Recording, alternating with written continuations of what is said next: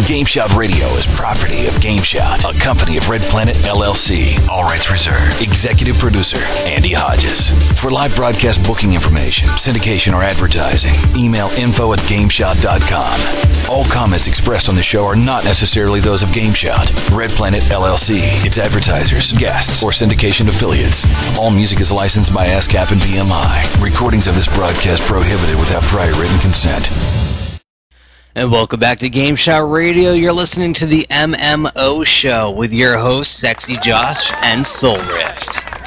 Hey, thank you. What's up? How y'all doing? How you doing, Soulrift? Hey, SexyJosh, I'm doing good. Playing lots of World of Warcraft and, other Maveriks. Yeah, I've been pretty busy myself. Picked up, not really got into, but tried out new little MMO here. Well, it's not new either, for that matter. But I'm just kind of getting into stuff here, hanging out in the world of Second Life, thanks to Athena Twin over at PMS Girls Clan. She kind of trying to suck me into that as much as possible, and I'm just like, creepy stuff. But I'll talk more about that in a little bit here. But we got some good news going on today in the World of Warcraft. Yeah, I think you know more about what's going on with that. Well, actually, they had a bit of a letdown. Of course, Tuesday is patch day for World of Warcraft, and of course, the servers were down until 2 hours ago, so I couldn't spend my morning camping for gold. But there wasn't any patch today. They did all their server maintenance, and they didn't release any patches, any new updates, anything new directly there. They are still working on a lot of stuff for their upcoming patch, including the priest talent changes, but those did not go in today, and we do not know when they will go in. And that's going to be the next patch, right? That's going to include the priest talent stuff? Well, we're hoping the next patch could be a small little fix for a bug or something. But yeah, the next major content patch will have the priest class changes, the changes to the talent tree. And have you actually seen the new talent tree they got set up over at WorldOfWarcraft.com? Well, here's the thing. I took a look at it, but I don't play a priest, so I don't know what has changed. Like, I can see what the talent. I can see what the talent tree is now, but I don't know what it was then, and I'm not that interested in going into the game on one computer and having the talent tree on the other and trying to see the differences. Maybe I'll just ask some of my priest friends and see what they think of it. Yeah, I was thinking the same thing, because I'm looking at the priest talent tree going, all right, what'd you change? Because for the most part, whenever I played, I either played a paladin or a rogue for the most part. I don't think I've ever played priest. I got a priest up to level 14 and kind of gave up on it. But they are doing also a paladin tree slight alteration. So they're making a few tweaks. They're not redoing the whole tree like they are for the priest. They're making a few tweaks to paladins. Nerfing of course, they've them already again. gone through a lot of the trees. Well, I guess it depends on your point of view. Apparently, what I've heard from the community is that the paladin tweaks are all good, but they don't affect most paladins. So, if you happen to be a paladin in those particular talent trees, then you'll get a benefit, but most paladins aren't. See, and it's been so long since I've played World of Warcraft that I was looking at. I remember they had released a patch a while back that had a bunch of paladin updates, and I'm reading it going, what the crap is this? So I guess even if they did redo the tree, I wouldn't be able to tell what's new and what isn't. I'd be able to tell with the talent tree if they had like a graphical talent tree. You gotta admit, they got what Blizzard did over here at WorldOfWarcraft.com with this this priest talent tree is pretty damn slick. And I like the fact that you could like redo your entire talent tree just on the website. Well, yeah, it's actually kind of funny because before they did that, there was a website called WoW Vault that had exactly that, like an interactive talent tree where you could click on things and see the numbers go down and then open up the tree, so you can kind of build your talent trees and then share different templates with other users on their forums. And then World of Warcraft pretty much just they copied that. Blizzard just copied that for their own official website. They remade effectively the exact same thing, so you could make your own talent trees for all the different classes and plan your points ahead. It's actually quite handy though, because I know, for example, like right now I'm working up my Warlock. I'm only up to 44, and I wanted to get both the Fell Domination for the Insta Summon, and I wanted Siphon Life, and I figured it's going to take me until level 47 to get them both, but at least I could plan exactly what talents I'm going to take. Yeah, I'll have to pay attention to that later on. Well, you know, hey, on other MMO news, I actually got another invitation to the Auto Assault beta. Yeah, I heard about that. That's pretty good. Looking forward to it. So I've done 2 of their beta weekends that were open to the public, and now I'm officially a beta tester. But nice. You know, they only actually open the servers for beta testing from Saturday at 7 until Sunday at 7. Oh, really? Bites. Exactly. I mean, these Wasteland weekend events where they had it open for 2 days was twice as much as I'm going to get out of this install. So, I mean, am I really going to go in and reinstall the whole thing for 24 hours of potential auto assault?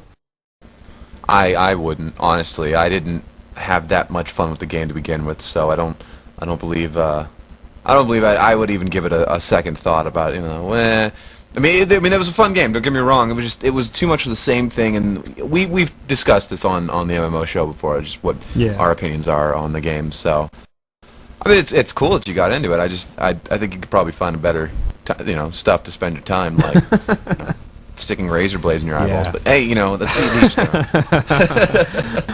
Well, I'm going to check it out over the weekend, just in case they've made any significant changes since the last time I played it, because I kind of felt like the game could be a lot of fun if there was a little bit more kind of skill and class distinction, if it was more than just drive around shooting. Maybe you actually leveled up and you got some cool skills, then I would really be into it. So I'm going to see if they added any of that.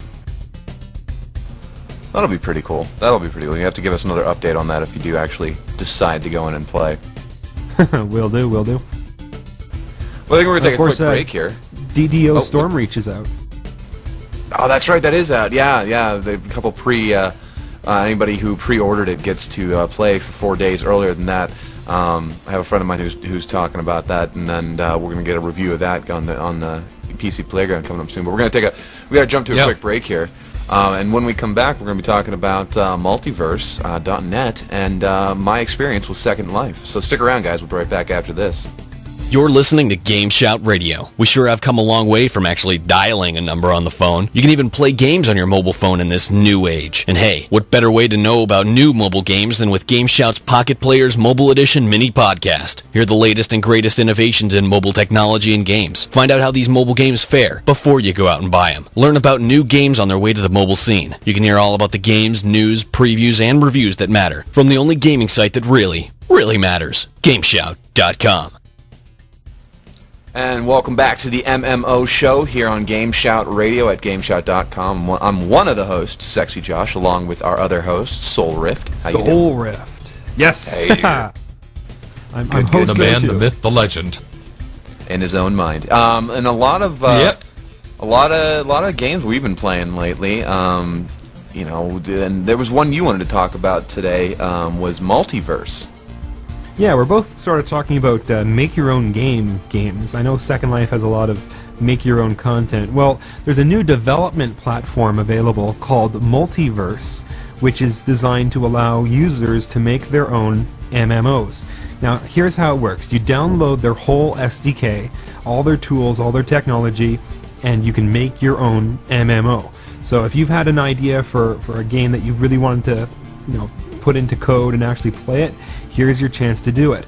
And it doesn't cost you a thing. You can download all of this and create all your game, even have open betas and invite lots of players in for free, and it doesn't cost you a thing to do all this. The way Multiverse gets their money is by taking a little bit every time you actually charge your users.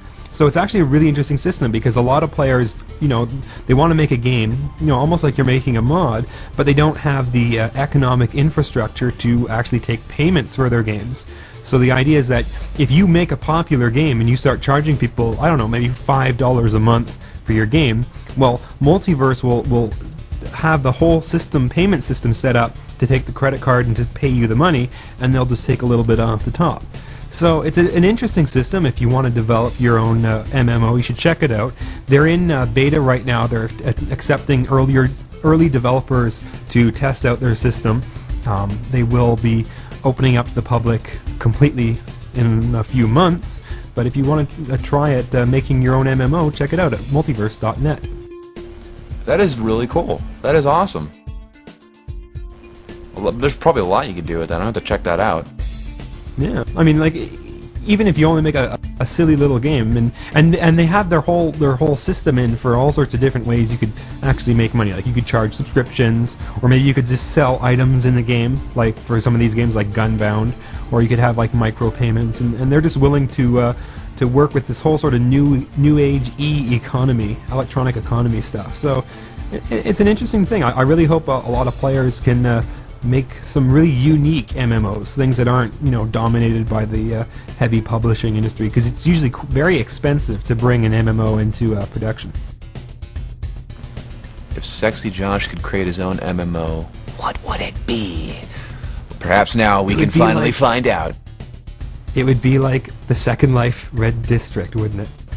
It would be similar to the Second Life Red District, although I have yet to actually enter the Second Life Red District. Yeah,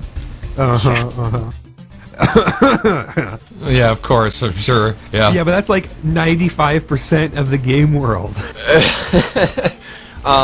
But yeah, actually this weekend saw me for the first time checking out a little game called Second Life. Not heavily marketed, you don't see it in a lot of gaming publications, but you do see like little ads all over the place. And well, I was chatting with my friend Athena Twin PMS over from the PMS clan, all the lovely girls that play video games, and she kind of said, "Oh, you gotta try it out." So I started up an account and loaded it up and installed it and just said, "Okay, what am I doing?" And she walked me through, and the first 15-20 minutes of my game time experience was on the Welcome Island, where I stood around, changing my appearance, learning the controls, how to talk and how to type. And before I could even, I think even finish the Welcome Island, she was sending me an invite to teleport somewhere. So I teleported to this spot she sent me to. I'm like, oh, she'll show me the rest of the ropes later. Well, the rest of the ropes apparently were tying around my neck, because all of a sudden I'm, from friendly, happy, rainbow, unicorn-infested, fun time Welcome Island to weird, just slutty kind of dance club of a cacophony of sexual movement and weirdness in the middle of a game. It was like, it was just the complete, polar opposite of where I just was, suddenly thrown into the mix of the game. People are dancing and avatars and characters are making out, and I'm just looking around going, what the hell is this? This isn't, wow, this really isn't World of Warcraft's like, now is it?